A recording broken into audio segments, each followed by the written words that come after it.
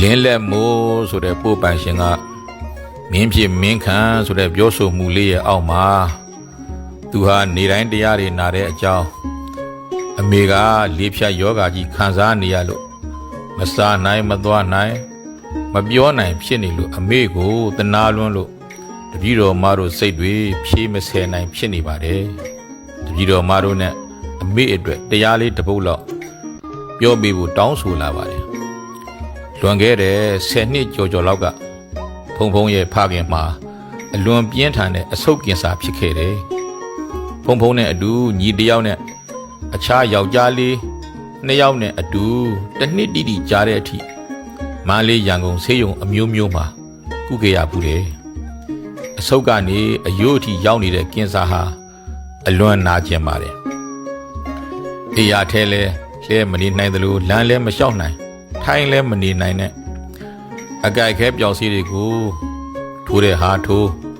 စအိုတဲကနေထဲတဲ့ဟာထဲခန္ဓာကိုယ်ကြီးကိုတချမ်းလောက်ခွဲပြီးတော့အတွန်းပစ္စည်းတွေလှိထုတ်တနာလှိထုတ်နဲ့တစ်နှစ်လုံးဖုန်ကြီးရောကြောင်းတောင်မပြန်နိုင်ပဲနဲ့ရန်ကုန်ဆေးရုံ3ခုလောက်အပေါ်မှာတော်တော်ကြာနေခဲ့ရပါတယ်အဆိုးဆုံးကတော့ဖခင်ဟာကြိုက်လာပြီဆိုရင်ဘယ်လိုမှငြိမ်မနေနိုင်ခဲ့တာပဲစိတ်တွေလည်းဆင်းရဲခဲ့ရတယ်ငွေအားနဲ့လူအားတွေပြည့်စုံခဲ့ပြီမဲ့တဘာဝရဲ့ဒုက္ခတရားကိုမဟန်တားနိုင်ခဲ့ဘူးဖခင်ကိုအမြဲလိုပြောပြခဲ့တဲ့စကားလေးကဖျားပြောခဲ့တဲ့အာတုရကာယတမေတ္တောစိတ်တံအနာတုရံဘဝိတ္တိဆိုတဲ့ခန္ဓာကိုယ်ကအသွေးအသားအယိုးအကြောနဲ့ဆိုတော့သူနာခြင်းနာမှာပေါ့အဖေစိတ်ကိုတော့မနာအောင်နေပါလို့အသားတွေအယိုးတွေနာလို့အော်ခြင်းရင်အော်လိုက်ပါအဖေစိတ်ထဲတော့မနာစီနဲ့လို့ပြောရတယ်နောက်စိတ်ကိုကောင်းတဲ့နေရာမှာထားပါလို့ငါခန္ဓာမှာမှဒါမျိုးဖြစ်ရသလားဆိုတဲ့မကောင်းတဲ့နေရာမှာစိတ်ကိုမထားနဲ့အဖေငါယောဂရတော့ငါမှာဆေးကုစရာလည်းမပူရငါမှာသားတွေတမက်တွေနဲ့ပြုစုမဲ့သူတွေလည်းအလွန်ပြည့်ပြည့်စုံစုံနဲ့နေရတာလူလောကမှာလူဖြစ်လာတာကျေနပ်စရာတိတတ်တဲ့သားသမီးတွေနဲ့ခုလိုကြုံရတာငါသိကံကောင်းတာပဲလို့ကောင်းတဲ့နေရာမှာပဲစိတ်ကိုထားပါကျုပ်တို့လည်းငါအဖေမာမဒါမျိုးဖြစ်ရသလားဆိုတဲ့မကောင်းတဲ့အတွေ့တွေမတွေ့ပဲငါတို့အဖေယောဂါကိုမပူမပင်နဲ့ကုပေးနိုင်တာအဖေကိုစောင့်ရှောက်ပြုစုပေးနိုင်တာဟာကံကောင်းတာပဲလို့တွေးပြီးတော့ခံစားပါမယ်အကြောင်းအမျိုးမျိုးနဲ့အဖေကိုကုမပေးနိုင်တဲ့မစောင့်ရှောက်နိုင်တဲ့သားသမီးတွေမဖြစ်ရတာသိကံကောင်းတာလို့ကောင်းတဲ့နေရာမှာပဲစိတ်ကိုထားပါတယ်အဖေလို့ပြောလဲပြောသလို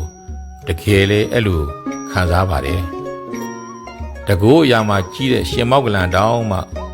လူဆိုးတခိုးတွေအရိုက်အနှက်ခံပြိဋိဘံစံခဲ့ရသလိုရှင်သာရိပုတ္တရာမထေရကြီးလဲသွေးတွေ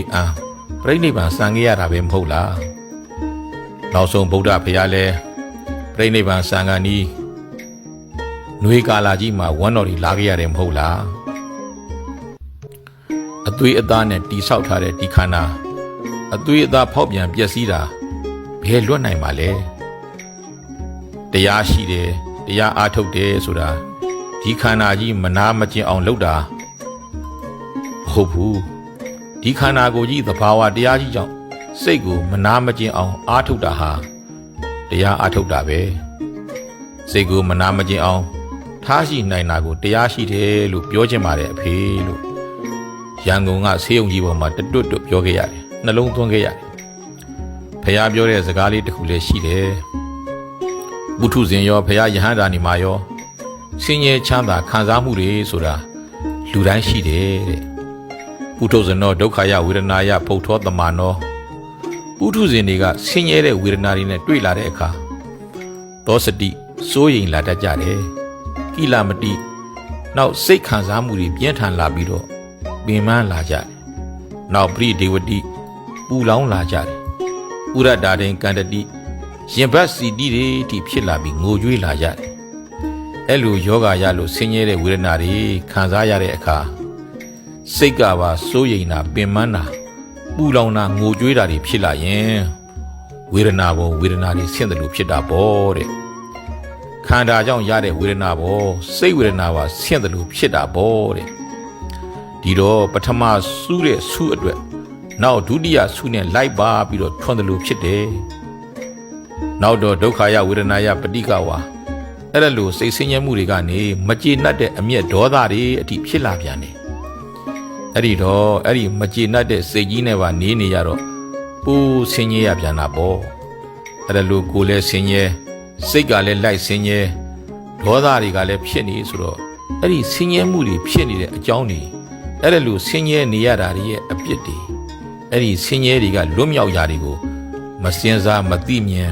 မဆင်ញင်နိုင်တော့ဘူးပေါ့ဘုရားယဟနာအရိယာတွေကတော့အဲ့ဒါလိုဆင်းရဲတဲ့ဝေဒနာတွေဖြစ်လာတဲ့အခါစိုးရိမ်စိတ်တွေစိတ်ပင်ပန်းတာတွေစိတ်ပူလောင်တာတွေငိုကြွေးတာတွေမဖြစ်အောင်နေနိုင်ရတယ်အဲ့လိုနေနိုင်တော့ခန္ဓာကိုယ်ပဲဆင်းရဲပြီးစိတ်မဆင်းရဲတော့ဘူးပေါ့တဲ့တို့ဘုရားကိုကိုးကွယ်တဲ့ဘုရားရဲ့တပည့်တွေဖြစ်တော့ဘုရားလမ်းစဉ်အတိုင်းပဲကျင့်နိုင်အောင်လိုက်နိုင်အောင်ကြိုးစားရမှာမဟုတ်လားနောက်ယောဂရရင်ဘုဇင်9ပါးနဲ့နေနိုင်ဖို့လိုတယ်အဲ့ဒါကတော့ပြောဆိုမှုရှင်းနေမှာဆိုလို့မပြောတော့ပါဘူးလူနာရောသားသမီးတွေရောသိမြင်နေရမှာကသဘာဝဒုက္ခကိုဖရာယဟန္တာတွေတောင်လွန်ဆန်းမရပါဘူးစိတ်ဒုက္ခတွေမဖြစ်ရေးကိုသာဟောခဲ့တာပါခန္ဓာကိုယ်နာခြင်းနာပါစေစိတ်တွေမနာပါစေနဲ့စိတ်ကိုမကောင်းတဲ့နေရာမှာမထားမိပါစေနဲ့စိတ်ကိုကောင်းတဲ့နေရာမှာပဲထားပြီးပါမိဘကလည်းဒီလိုတိတတ်တဲ့သားသမီးတွေနဲ့တွေ့ရတာကံကောင်းကြောင်းသားသမီးတွေကလည်းခုလိုမိဘကိုပြုစုနိုင်တဲ့အဖြစ်ရနေတာကံကောင်းကြောင်းစိတ်ကိုကောင်းတဲ့နေရာမှာပဲထားကြပါခြေနာနာခေါင်းနာနာခါနာနာအားနာနာဘာနာတာမှမကောင်းပါဘူးအဲ့ဒီအထက်မှာစိတ်နာကတော့အဲ့ဒီအထက်မှာစိတ်နာတာကတော့အဆိုးဆုံးပေါ့ခန္ဓာကိုယ်နာတာကတော့တဘာဝစိတ်နာတာကတော့ကိုယ်စိတ်မထားတတ်လို့နာတာလို့သိမြင်နိုင်ကြပါစေအားလုံးစိတ်ဆင်းရဲခြင်းပြီးမှကင်းငြိမ်းနိုင်ကြပါစေလို့ဆန္ဒပြုခဲ့ပါတယ်